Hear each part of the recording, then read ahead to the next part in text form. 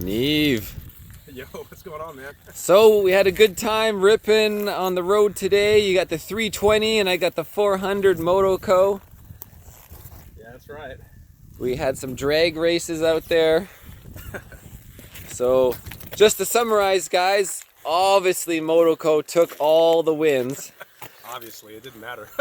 It doesn't matter, man. That extra 80 cc's, you know, it's no replacement for displacement, obviously. And the bike has surprisingly good suspension, you know, and yeah, for no adjustment whatsoever. The bike handles the curvy roads, guys. You know, as you can see, the danger rate was high. So yeah, you know, we had a great time, guys, and hope you learned a bunch. What do you think about the power band of the R3 versus the Motoko 400? The R3 has it doesn't really begin to make power until like about 9,500 RPM to 10,000. So it's literally, you got to literally keep it right up there on the top of the revs, you know, to get a good launch, to, you know, to keep it pulling, because it's going to nose over anything lower than that. But compared to the 400 has power like down low and in the mid-range. Down to like 7, huh? 6, yeah. 7, it just kind of pulls. And not only that though, but the engine's really smooth. The engine's surprisingly smooth. You know, there's nothing lackluster about when you give it gas. Just like, there's no delay in that. Yeah. There's no delay. Whereas on the R3, there's a kind of dead spot in the throttle where you'll ring it out and it'll kind of womp, womp, womp, like that. But yes, yeah. So this thing pulls all the way to 12. I don't remember where it actually would bounce off the limiter, but maybe like 12 and a half. I had it all the way up there.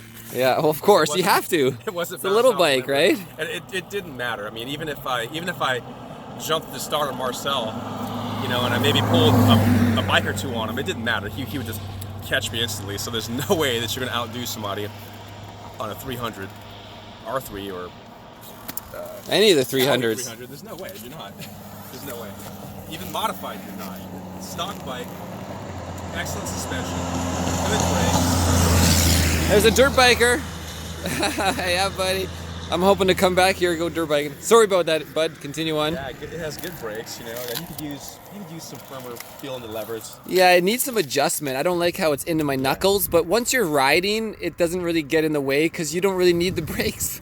Some floating, some better floating wheels. Yeah, so that's on the list for to get turned into race bike. You know, get some better brake system going on, and a whole bunch of little race parts for sure. Yeah, definitely some rear sets so you could get like a better positioning on your foot while shifting. Yeah, the Woodcrafts will be in soon, yeah, clip-ons, and then on the R3, you know, if you look at the video, you noticed I was shifting a lot better, 100% better, as compared to Marcel's bike. You know, I didn't really have that much time to get a feel for it, but even 10 seconds. Even when you switched over and I was missing gears, I was still beating you when you were on my bike.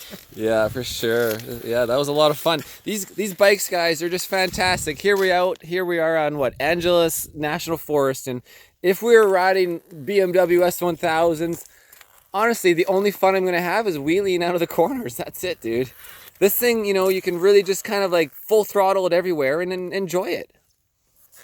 That's right. You know, it's kind of why a lot of people probably like the 350 dirt bikes instead of getting the 500s, like a 354 stroke. Yeah, it's much more manageable. And they get the rip it harder, or the 250, you push it harder, or even the 200, and then, you know, the enjoyment of ringing it out.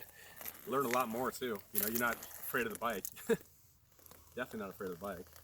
Yeah, for sure. So, what do you think, bud, about the R3? You're gonna keep it? You're gonna get yourself your Ninja now in the future, or just hold off? I'm gonna keep it. I'll probably get one of these in the future also. Yeah, I got one of each. Room in the garage. Room in the garage, man. There's too much stuff in there. Yeah, obviously with the Corvette and like the 600s and the 1000s. Neiven's a true moto enthusiast. He's got 5 motorcycles. 6? Oh yeah, that's right. Yeah, you got the girlfriend's bikes and stuff too. The Z125. You gotta get a video on that. Yeah, we should. Yeah, that's right. If your brother came out, we could have compared it. Well, you know, he'd be way too slow though. We'd stomp him. Yeah, he has like a modified Grom and motor work done. The works. I can't pull that guy on the straightaway. Just can't do it. But in the turns, it's over once I pull ahead. Really? His bike's got enough power? His bike's got enough power. Built engine? Blueprint engine, dude. Do you believe they blueprint engine on those? On a what? A Grom? On a Grom, man. Oh man. They bore them out. They put lightweight internals, camshafts, and special clutches, and you name it. do it to one of those. I love the front end on this 400, especially like right there in the center. That bug look. It looks like a beetle. Yeah, and how they... It's choppers, like right here. These are the choppers. You're gonna like bite ya. And they got this smoke. They got Ninja written in smoke right here. Yeah, this $48 more over the what do they call it? KRT, the Kawasaki team. No, Kawasaki Racing Team KRT. Yeah, this is the SE, so which was 250 more over the black version, or this one is 300 more over just like black or red. Yeah. In Canadian dollars, anyways, guys. So. Definitely lots of potential on this bike. A lot of potential on this bike, man. Yeah, still under 300 kilometers, just still breaking it in. Well, it's not really anymore. Use a higher windscreen though. I couldn't duck behind that. Even so, it was when I duck behind it, I can finally hear the engine for the first time, and that's when it's like, oh, this thing's awesome. Normally, I can't hear it; it's just way too quiet. Yeah, you can hear it. You can hear the motor, and there's, like I said, there's no hiccups in this power band. There's none. You know, the R3, it has that. Anybody that owns an R3, you know, can tell you there's a hiccup in the power band right there where you get on the power, there's a slight delay, and then it kicks. It just kicks in, you know. And it could be because of the chain, it could be something with the engine mapping, but I've tried to tune that out. There's no way you're going to tune that out. What about like top speeds? I don't think you took the 400 top speed because you let off in that last drag, but no. I saw 106 miles per hour. Yeah. And that was on the downhill on the bottom, right? And yeah. Actually, this bike, we tuned out some of the top speed. So top speed on this bike's around 121. You mean if it is the way it's geared, the way it's geared. If you had a downhill run and forever. And so we took away maybe about 6 miles an hour off the top speed. So. Are you running stock gearing right now? Stock gearing right now. What is that? Like a 16 or on the front or 14? I don't know what they do on these. I got to double check, man. But just lightweight sprocket in the rear, and I left the. Lightweight sprocket. Now is 15:32. The speed is 0. Total distance of 8.4 km in 26 minutes. Continue on. Yeah, stock gearing. You know, I left it that way because. Well, stock gearing is really good on the 400. Just to interrupt you because, you know, in 6th gear it took me 200 kilometers, and at Redline now on the racetrack at Thunder Hill, I needed more. I'm like, okay, I need a 7th gear, so essentially I need a taller front sprocket right off the bat. And 1st gear is useless on the bike for the track. You know, you don't need it. You're never going to be that slow. So I'm definitely going to go up in gearing. But for street, the stock gearing is pretty much perfect, really. Yeah, you'd probably... 1st gear is for, like, you know, you're cruising on the sidewalk style, right? Big Willow, man, you could take this thing on there. Oh, yeah. Well, I would need taller gearing for that. Because you're coming out of the last quarter as fast as you can. Yeah, on the R3... Full throttle the whole way around, right? On the R3, I'm maxing out maybe 111 to 114 mile an hour on that straightaway because I keep that sucker pinned to turn 8 and turn 9. I do not let off. Just keep it pinned.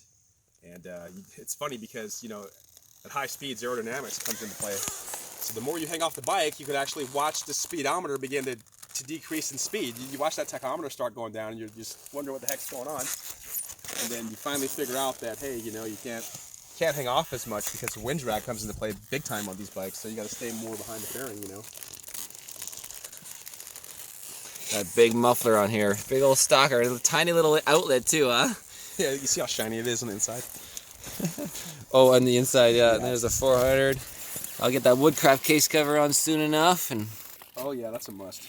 All right, guys. Well, we're gonna head back up the highway now, and we'll show you some onboard through the twisties next.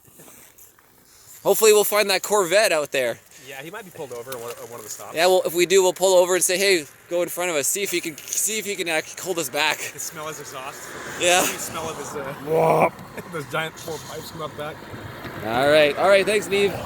Cheers. Anyways, guys, see you later.